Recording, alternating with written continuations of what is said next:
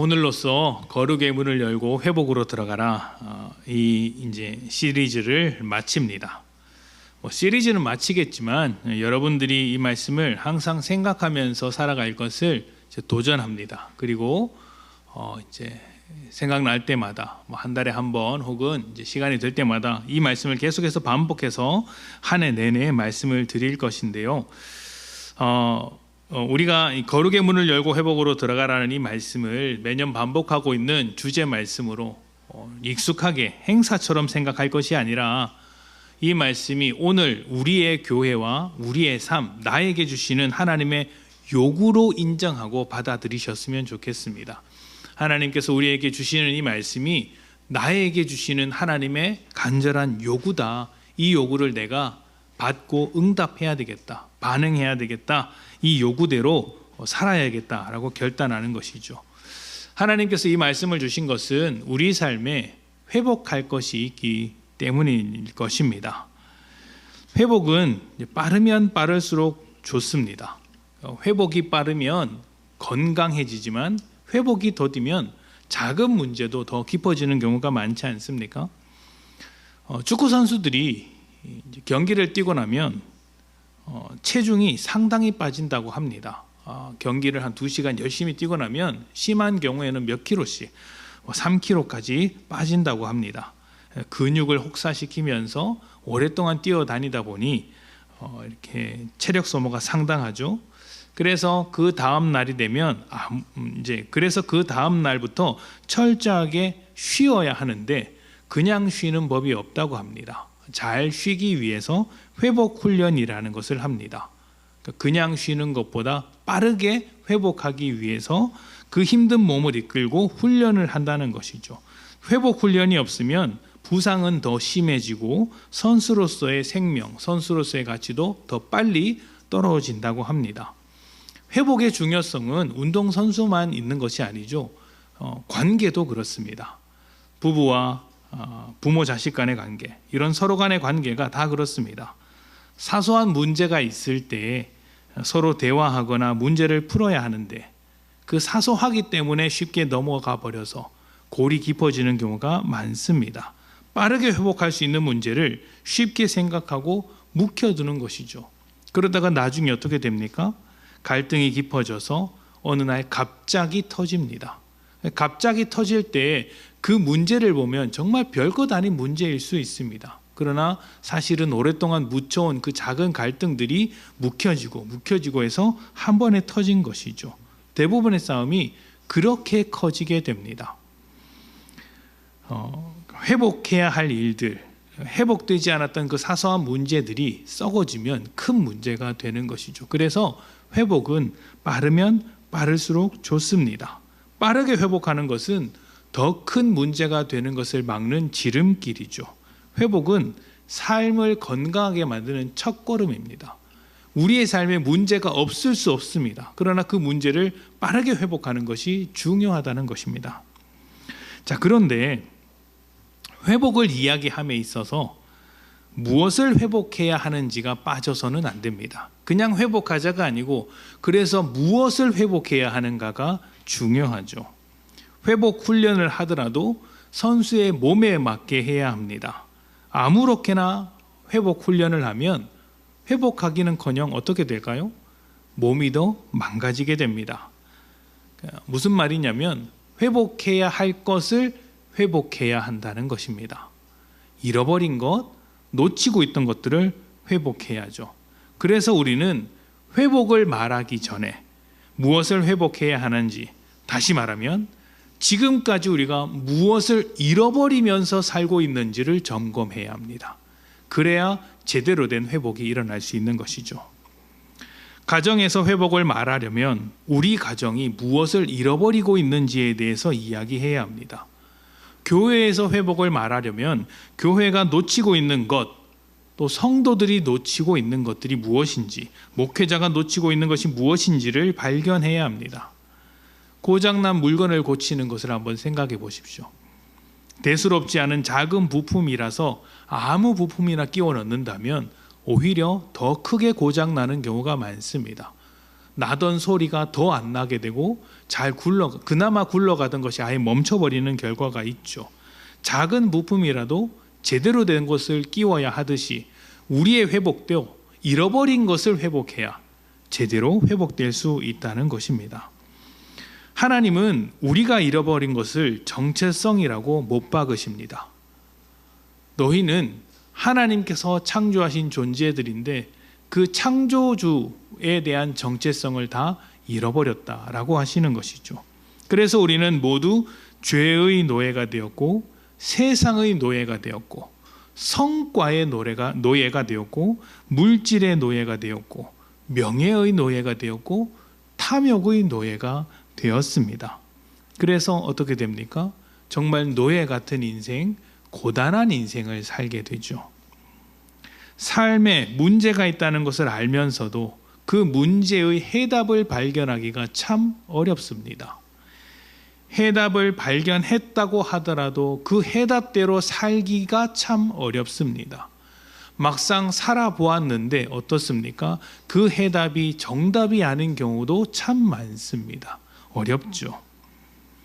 우리의 인생이 이렇게 자꾸 헤매는 이유, 길을 찾지 못하고 계속해서 어렵게 살아가게 되는 이유는 우리가 가지고 있는 이 문제, 회복해야 할 문제, 정체성에 관한 문제를 하나님으로부터 찾는 것이 아니라 세상 속에서 찾기 때문입니다. 그래서 세상이 요동치면 요동치는 대로 내 삶도 함께 요동치게 되는 것이죠. 어느 부분에서 문제가 생기면 그 문제에 따라서 내 인생도 막 고꾸라지는 경우가 많습니다. 그래서 우리는 우리의 정체성을 세상이 아니라 하나님으로부터 찾는 훈련을 해야 합니다. 그 회복 훈련을 해야 하는 것이죠. 세상에서 만들어내는 가짜 정체성을 내려놓고, 그래, 내가 하나님께서 주신 그 정체성으로 회복하겠다, 하나님께서 주신 정체성으로 내 삶을 만들어 가겠다라는 결단과 다짐이 필요하다는 것입니다. 그래서 지난 시간 동안 살펴본 것이 하나님께서 주신 정체성이 무엇인가 하는 것이었습니다. 길게 이야기를 했죠. 몇 주 동안. 어떤 정체성이었습니까? 우리는 하나님께서 창조하신 존재들이라는 것이죠. 하나님께서 하나님의 일하심을 통해 하나님의 사랑과 은혜 위에서 만들어진 존재라는 것입니다. 그래서 우리는 누구나 할 것 없이 우리 모두는 하나님 안에서 서로 사랑하며 복된 존재로 살아야 할 당연한 이유들을 가지고 있습니다. 내가 대단해서가 아니고 내가 괜찮은 사람이라서가 아니고 하나님께서 우리를 그렇게 창조하셨기 때문에 세상에서 어떠한 모습으로 살고 있든지 우리는 다 복된 존재라는 것이죠. 세상의 평가는 우리가 그렇게 복되게 살아가는 것에 아무런 영향을 줄 수 없다. 하나님께서 우리에게 그 권리, 그 자격을 보장하셨다는 것입니다. 옆으로 한번 보십시오. 복된 존재입니까? 거울을 한번 보십시오. 복된 존재가 맞습니까? 약간 갸우뚱 하시는 것 같은데 복된 존재입니다. 우리가 다 소중하고 행복한 존재인 이유는 하나님께서 그것을 정하셨기 때문입니다. 그런데 세상은 어떻게 합니까? 그것을 막습니다. 조건을 붙이고 여러 가지 이유를 붙여서 너희는 그렇지 않다라는 것을 계속해서 이렇게 설명을 하죠. 그리고 뭐라고 합니까?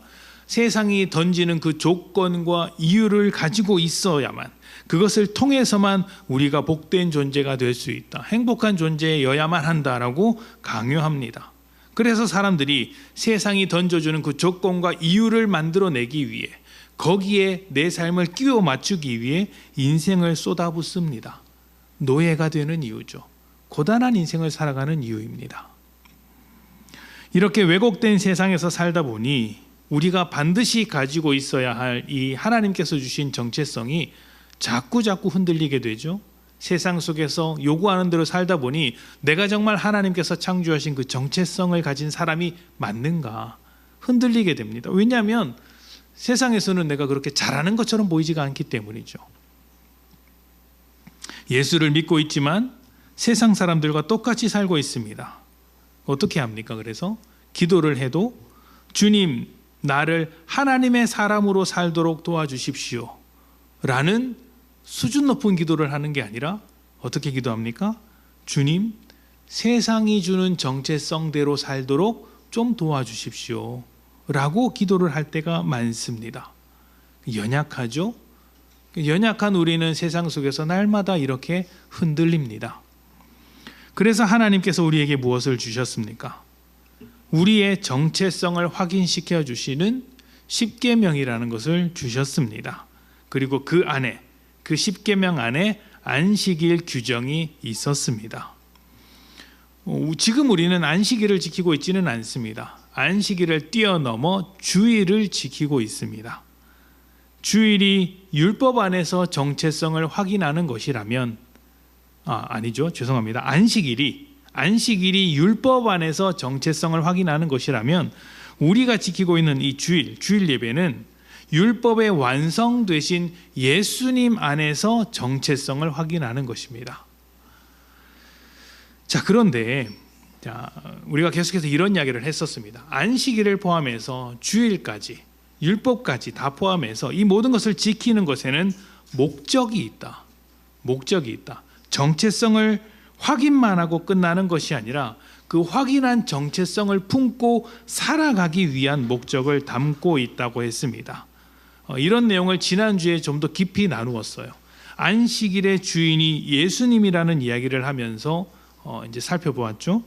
안식일을 지키는 것이 목적이 되면, 그러니까 안식일의 목적이 있어서 그 목적을 위해 안식일을 지키는 것이 아니라 안식일을 지키는 것 자체가 목적이 되면 어떻게 된다고 했습니까?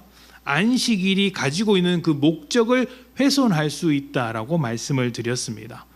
주일 예배도 똑같죠. 주일 예배를 소중하게 지켜야 하지만 주일 예배나 종교 생활, 교회 생활에 집착하게 되면 우리 믿음이 목적하고 있는 하나님의 정체성으로 살아가는 삶이 훼손당할 수 있다라는 이야기를 드렸습니다. 그래서 주일 예배 오다가 교통사고 났을 때 교통사고 난 사람을 보면 어떻게 해야 되는가라는 이야기를 드렸었죠. 믿음 생활이 쉽지가 않습니다. 그러니까 편하고 어렵다 이런 개념이 아니라 우리가 스스로 결정해야 하는 것들이 많기 때문에 어렵다는 말씀을 드리는 것입니다. 그러니까 시키는 대로 사는 게 제일 편합니다. 시키는 대로 살아서 그 결과를 보장해 준다면 얼마나 좋습니까? 제가 이제 최근 들어 그런 이야기를 정말 많이 듣습니다. 월급 받으면서 사는 게 제일 편하다. 이게 대부분 누가 하시는 이야기냐면 사업하시는 분들이 하시는 이야기죠. 왜 그 직장 생활만 한 분들은 왜 그렇게 사장이 되는 게 꿈인데 막상 사장이 되신 분들은 월급 받으면서 살아가는 게 제일 편하다는 이야기를 합니다. 왜냐하면 시키는 일만 하면 되거든요. 그래도 월급이 따박따박 나오니까. 근데 사장은 시키는 일을 해야 되는 게 아니라 스스로 결정해야 하는 일을 합니다. 그래서 어려운 것이죠. 믿음 생활이 그렇습니다. 스스로 판단하고 결정해야 할 것들이 굉장히 많기 때문에 어렵다는 것입니다. 그렇게 결정했더니 어떻게 됩니까? 내가 기대한 대로, 뜻한 대로 되지 않을 때가 많기 때문에 어려운 것이죠. 그 중에 제일 안 되는 게 가족 문제입니다. 남편이나 아내의 문제고 자식 노매 문제죠. 아닙니까? 저는 가끔씩 그런 이야기들이 나오는데 죄송합니다. 상스러운 이야기를 해서 자식놈들이 함께 신앙생활을 하면 좋은데 대부분 교회를 잘 안 오려고 합니다. 어느 집이나 그렇습니다. 남편이나 아내도 그렇죠. 그렇습니다. 결혼 전에는 가겠다고 약속을 합니다.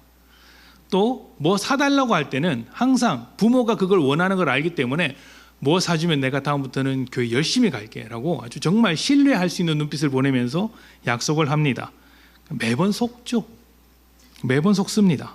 속아도 해주는 게 이제 우리들이죠.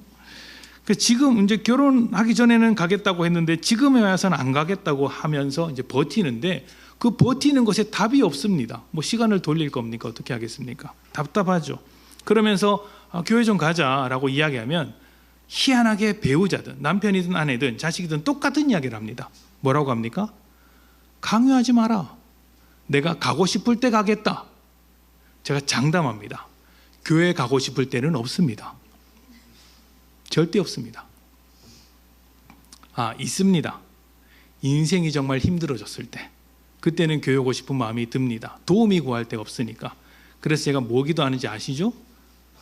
인생이 좀 잘 풀리는데 교회 안 나오는 성도님들이 계시면 그때부터 그 성도 망하게 해달라고 기도합니다. 여러분 진심입니다. 저는 망하는 게 교회 안 나오는 것보다 더 낫다고 생각합니다. 그래서 그렇게 기도합니다. 목사의 저주를 받지 마십시오. 자, 그렇게 하면, 그렇게 강요하지 마라 이야기하면 사실 우리의 심정은 다 그렇지 않습니까? 야, 너도 그러면 강요하지 마라. 지금까지 나한테 거짓말을 하고 이렇게 했으니까 이제 앞으로 나한테 밥 해달라고 하지 마라. 돈 벌어오라고 하지 마라. 나한테 뭐 달라고 하지 마라. 나도 절대 안 해줄 거다. 라는 심정이 찾아옵니다. 그런데 그렇게 할 수 없죠. 없는 게 이제 우리입니다. 강요하지 말라는 말만 하면 차라리 다행입니다. 차라리 다행이에요. 때로는 날선 말과 거친 비난과 비판을 쏟아내는 경우도 있고 더 심각하게는 폭력을 행사하는 경우도 있습니다. 요즘 세상에 그렇게까지 하는 사람이 있다는 말이야? 라고 하실지 모르겠지만 요즘 세상에도 있습니다. 이럴 때는 어떻게 해야 하는지 참 난감하죠. 믿음이 어떻게 되어야 하는가 답답합니다. 어떻게 해야 될까요? 답이 없습니다. 정답이 없습니다. 죄송하지만 정말 정답이 없습니다. 그런데 이렇게 하면 될 거야 정답은 없는데 이런 것은 있습니다. 주일 예배로 갈등을 겪느라 하나님의 긍휼과 사랑을 자꾸 놓치게 된다면 또 원망과 억울함이 점점 더 쌓이게 된다면 잠깐 멈춰야 합니다. 예배를 드리는 것은 예수를 믿을 때나 가능한 일입니다. 예수를 믿을 때 예배를 드릴 수 있는 거예요. 순서는 달라질 수 있습니다. 누군가는 교회에 와서 예수를 믿을 수도 있고 또 예수를 믿어서 교회에 올 수 있습니다. 대부분 이제 교회에 와서 예수를 믿죠. 순서는 좀 달라질 수 있습니다. 그러나 진실되게 예배를 드리는 그 순간, 삶으로 예배를 드리는 그 순간은 예수를 믿을 때 가능한 것입니다. 그리고 예수를 믿는 것은 하나님께서 그 마음을 두드리셔야 하는 일이죠. 그리고 그것은 우리의 때, 우리가 생각하는 타이밍이 아니라 하나님께서 예비하신 타이밍에 일어나는 일입니다. 그리고 그 타이밍은 대부분 우리가 생각하는 것과는 다릅니다. 하나님께서 하시는 일이기 때문이죠. 다만 우리는 하나님의 그 일하심, 복음이 지나가는 다리 역할을 할 뿐입니다. 다리 역할. 그래서 가족 중에 제일 먼저 믿는 사람이 제일 마음 아파하고 제일 많이 웁니다. 눈물을 많이 흘리죠. 제가 아는 어떤 권사님은 이제 교회 다닌다는 이유로 남편이 그렇게 때렸다고 합니다. 그렇게 때렸다고 그냥 때린 게 아니라 이제 몽둥이로 때렸다고 합니다. 몽둥이로 심하죠. 다행히 조금 이전 세대 분이라서 다행인 건 아닌데 이제 뭐 이렇게 이전 세대라서 그 세대는 그랬습니다. 그러니까 돈 잘 버는 남편이 술만 먹고 들어오면 때리고 쫓아내고 교회 간다고 하면 그렇게 이제 못 살게 굴었다고 합니다. 그 권사님이 어떻게 했을까요? 젊었을 때 온 집안이 반대하고 맞으면서 교회를 어떻게 했을까요? 맞으면서 다녔답니다. 교회 가기 전에 맞으면서 나갔고 집에 오면 또 맞았고. 근데 지금 어떻게 되었을까요? 온 가족이 교회 다닙니다. 온 가족이. 남편이 그때를 회개하면서 지금은 장로님이 되어 아주 훌륭하게 잘 섬깁니다. 그러니까 제가 그분이 예수를 믿고 나서 그 장로님을 만났거든요. 저는 그런 분이라는 것을 전혀 몰랐습니다. 진짜 몰랐어요. 나중에 그 권사님을 통해서 또 주변의 성도님을 통해서 그분이 그런 분이었다라는 이야기를 듣게 된 거예요.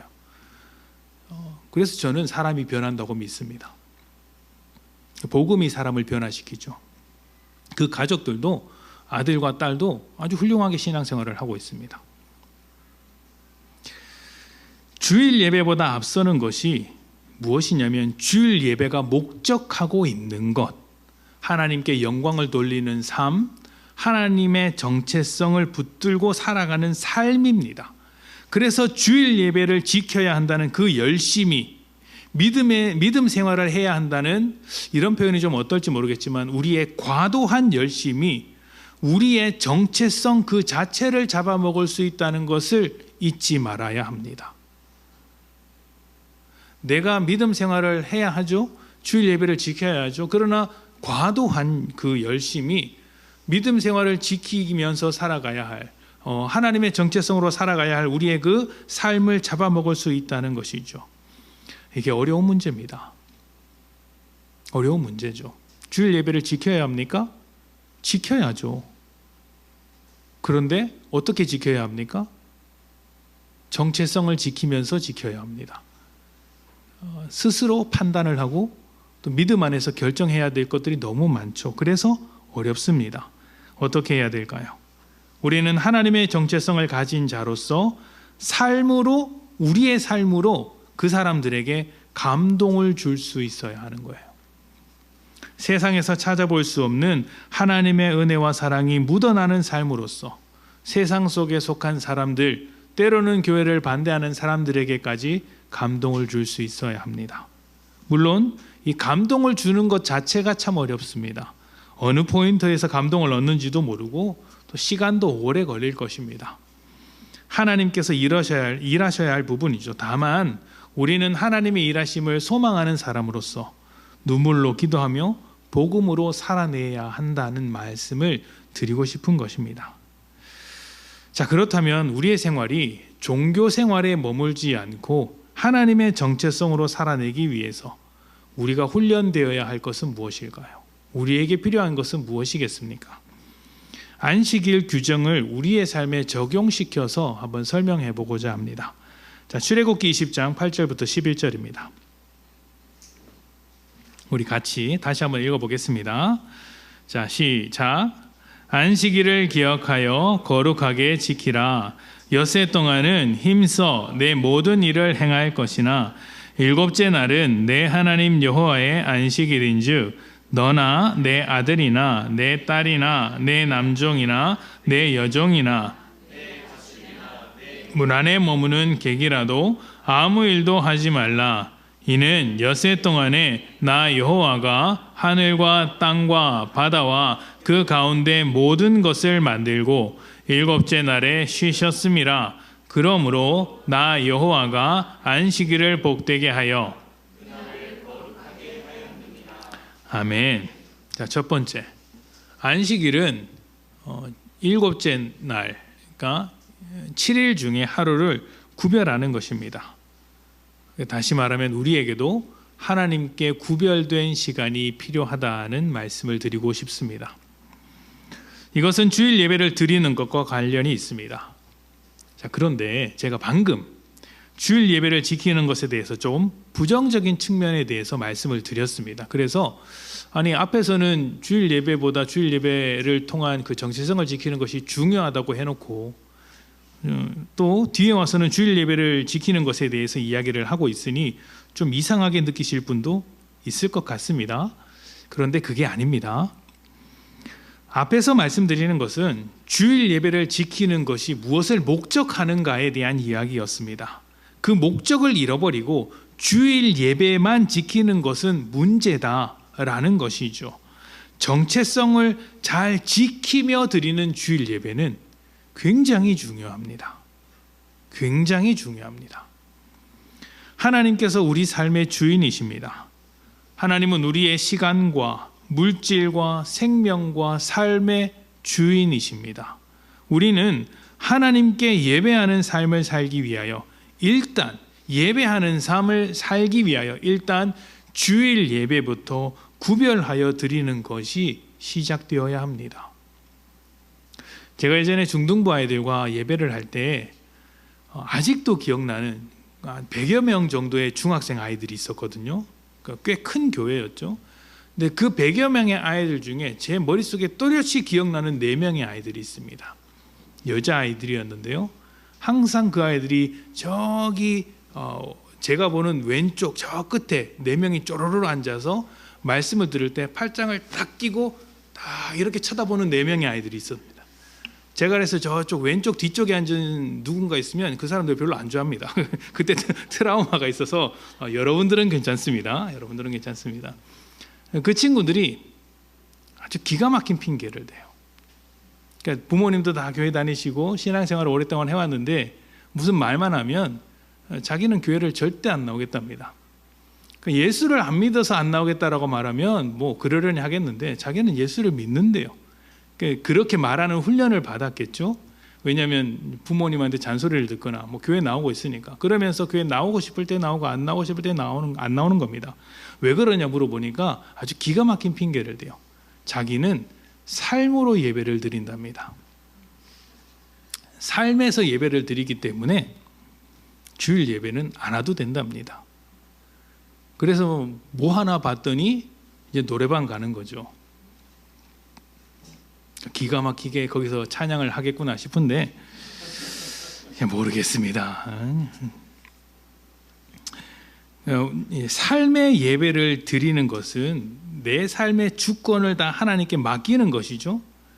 이 하나님께 항복했다, 하나님께서 내 삶의 주인이라는 것을 인정하기 위해서 우리는 주일 예배를 지키는 것부터 시작해야 되는 거예요. 삶의 예배는 생각을 하는 게 아닙니다. 나 삶의 예배를 드려야지 생각만 하는 게 아니라 구별된 삶을 살아가야 하는 것입니다. 그래서 구별된 시간이 필요한 거예요. 안식일의 삶을 구별하기 위해서는 세상에서 일하던 것들을 다 멈췄어야 했습니다. 안식일에 일을 멈췄던 것처럼 우리의 삶을 구별하기 위해서 세상 속에서 살던 삶을 멈춰야 합니다. 그리고 하나님께 집중하는 시간, 하나님께 초점을 맞추는 시간이 필요합니다. 주일 예배를 지킨다는 것이 바로 그것이에요. 내 삶에 여러 가지 있었던 수많은 복잡하고 바빴던 것들을 멈추고 하나님께 집중하는 이 말씀의 시간, 예배의 시간을 회복하는 것입니다. 그래서 저는 우리 주일 예배가 그렇게 바쁘지 않은 주일이었으면 좋겠습니다. 제가 예배 때 여러분이 주일에 하던 일을 멈추는 것에서도 좀 바쁘지 않았으면 좋겠고요. 또 교회에 와서도 그렇게 일이 많지 않은 교회가 되었으면 좋겠다라는 생각이 있습니다. 필요한 일이 있기는 합니다. 남들보다 좀 일찍 와서 주일학교 아이들에게 말씀을 가르치는 교사들이 계시죠. 아마 아침에 일어나서 오는데 바쁠 겁니다. 이제 화장하시는 모습을 보니 바쁘게 오셨구나라는 생각이 죄송합니다. 무리를 일으키는 발언인 것 같습니다. 자, 그렇게 죄송합니다. 진심으로 죄송합니다. 집에 가서 한 소리 듣겠네요. 자, 쓸데없는 소리를. 이게 바쁜 분들이 계시죠. 뭐 식사를 준비하는 분들이나. 그러나 그럼에도 그런 일들을 최소화하고 우리가 하나님 안에서 서로 교제하고 은혜를 나누고 말씀을 나누는 것으로 채워지는 주일이 되었으면 좋겠다라는 생각이 좀 있습니다. 그렇게 바쁘던 것을 멈추고 하나님께 구별하는 시간이 점점 더 늘어날 때 우리는 우리의 정체성이 세상 속에 있는 것이 아니라 하나님께 있음을 확인하는 것입니다. 이렇게 구별해야 될 것은 참 많습니다. 제가 이 말씀을 드릴까 말까 하다가 부담되실까 봐. 그런데 여러 가지 것들이 있죠. 그 중에서 헌금도 있습니다. 물질이 있죠. 내가 하고 있는 지금 이 모든 경제 활동이 하나님의 정체성 안에서 이루어지도록 헌금 생활부터 시작하는 것입니다. 11조를 내는 것은 내가 가지고 있는 10개 중에 하나를 내는 게 아니죠. 그런 게 아닙니다. 내 모든 것이 하나님의 것이라는 것을 이제 대표해서 내 모든 것이 하나님의 것이기에 그 고백을 담아서 내 모든 것의 대표격으로 11조를 이제 드리는 것입니다. 돈으로 사는 세상 속에서 돈을 내려놓음으로 하나님의 뜻대로 말씀으로 살겠다. 나는 떡으로 사는 인생이 아니라 하나님의 말씀으로 사는 인생이라는 것을 고백하면서 드리는 것이 11조입니다. 그래서 11조는 이제 강요될 수 없는 것이죠. 다만 여러분이 믿음 안에서 결단해야 하는 문제라는 것입니다. 구별하라는 것이죠. 자, 두 번째는 우리의 정체성을 지켜내기 위해서 해야 할 두 번째는 성도들과 함께 교제하는 것입니다. 이것은 이웃을 사랑하는 것의 시작입니다. 안식일은 그 날을 사랑하는 안식일을 사랑하는 모든 사람에게 해당되는 날이었습니다.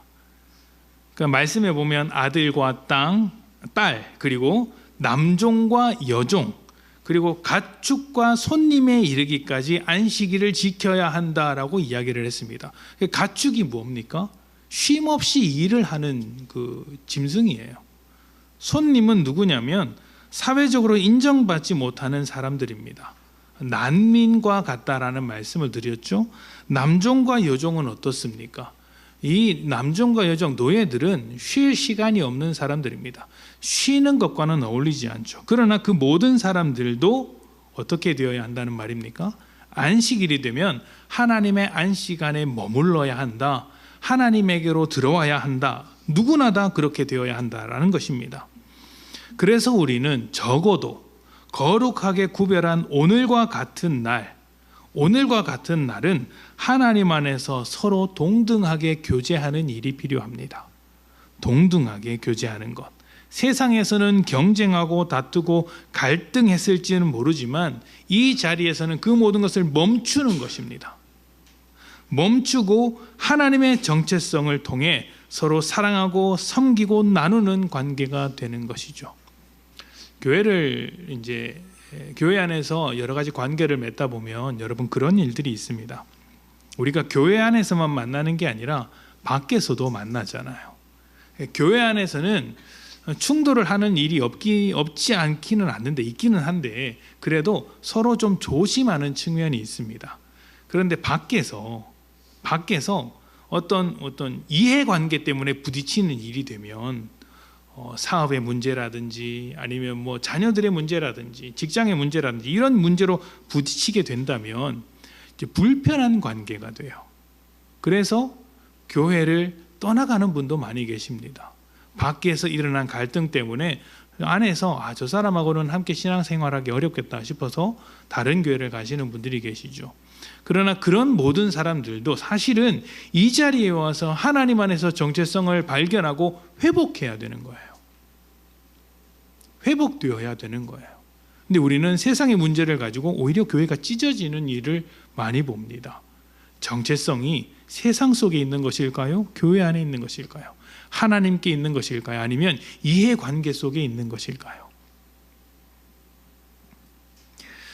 교회 안에서 하는 이 사랑의 교제를 통하여 하나님의 정체성을 확인하고 그리고 그 교제가 삶으로 넓어지게 된다면, 넓혀갈 수 있다면 이웃과도 사랑을 나누는 관계가 되는 것입니다. 여러분, 사랑하고 섬기는 일은 받아주는 것에서부터 시작한다고 합니다.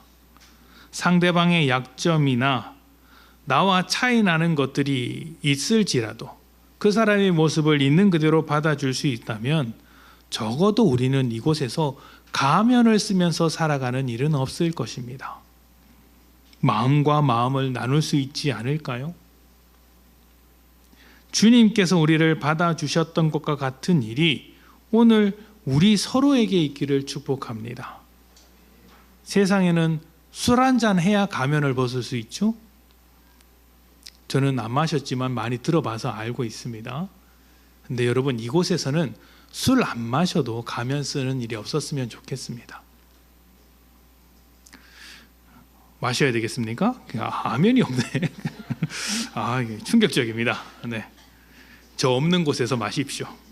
이런 말을 하면 안 되는데, 저 없는 곳에서도 안 마시고 거룩하게 살아갑시다. 죄송합니다. 자, 제가 오늘 설교를 준비하느라 좀 힘들었나 봅니다. 이상한 이야기를 많이 하네요. 자, 마지막 세 번째는 하나님의 정체성을 가진 하나님의 창조물이 되기 위해서 하나님께 집중하는 것이 필요합니다. 하나님을 주목하는 것이 필요합니다. 안식일은 다른 모든 것을 멈추고 하나님 앞으로 가는 날입니다. 그냥 멈추는 것으로 끝나는 게 아니라, 쉬는 것으로 끝나는 게 아니라 하나님께로 나아가야 한다는 것입니다.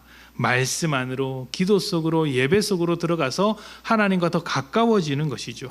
세상에서 살아가느라 멀어졌던 하나님과의 관계를 회복하기 위해 하나님께 더 집중하는 것, 이것이 안식일을 통하여 또 주일 예배를 통하여서 하나님과의 관계를 회복하기 위한 길입니다. 말씀의 귀를 더 기울이시고 또 하나님 앞에 간절히 기도하면서 하나님 안에서 살아가는 법을 배워가는 것입니다. 그렇게 하나님의 안에서 살아가는 것을 배우게 된다면 세상에서도 하나님의 정체성을 놓치지 않고 살아갈 수 있을 것입니다. 여러분, 화분을 잘 키우는 분을 보신 적이 있습니까? 제가 요 며칠 화분을 좀 사러 다녔는데 화분을 잘 키우는 분을 보면 굉장히 부지런합니다. 저는 그냥 화분에 놓고 물만 주면 되는 줄 알았는데 그게 아니더라고요. 그래서 저희 집에 물만 주던 화분이 다 죽었습니다. 못 키우는 거죠. 알고 보니 그분들은 창문을 열었다가 바깥 바람도 쐬었다가 또 안으로 넣었다가 밖으로 끄집어냈다가 흙도 갈아줬다가, 아니 아이들 키우는 것보다 훨씬 더 많은 정성을 쏟을 때가 있었습니다. 우리 교회가 이렇게 화분이 없는 이유를 알겠더라고요. 우리 교회 성도님들은 안 되는구나, 안 되는구나 싶었습니다. 화분이 실내에서 키우다가 화분을 키우다가 안 좋아지면 어디로 데려가야 됩니까? 온실로 데려가야 됩니다. 그리고 그곳에서 다시 영양분을 주고 아주 정성을 쏟아서 잘 키우고, 그리고 나서 다시 밖으로 또 필요한 곳에 꺼내놓죠. 그렇게 온실 속에 들어가면 죽어가던 잎들도 다시 살아나는 것을 봅니다. 세상에서 사느라 시들어버린 우리의 영혼이 다시 회복되기 위해선 하나님 안으로, 하나님의 온실 속으로 들어가야 하는 것이죠. 깊어진 하나님과의 관계를 통해 우리의 정체성이 회복된다면 우리는 생기 있는 모습으로 세상을 살아낼 수 있습니다. 여러분, 지금까지 말씀드린 이 세 가지, 주일 예배를 지키는 것, 주일 예배를 지키는 것뿐만 아니라 내 삶을 구별해서 드리는 것, 그리고 성도들과 함께 교제하는 것, 그리고 하나님 안으로 더 깊이 들어가는 것, 이 세 가지는 어쩌면 지금 우리가 하고 있는 것이거나 알고 있는 것일지도 모릅니다. 그러니까 뻔한 것이죠. 뻔한 것. 그래, 그거 알고 있지. 뻔한 것. 그런데 여러분, 그 뻔하고 당연한 것을 잘하는 게 실력입니다.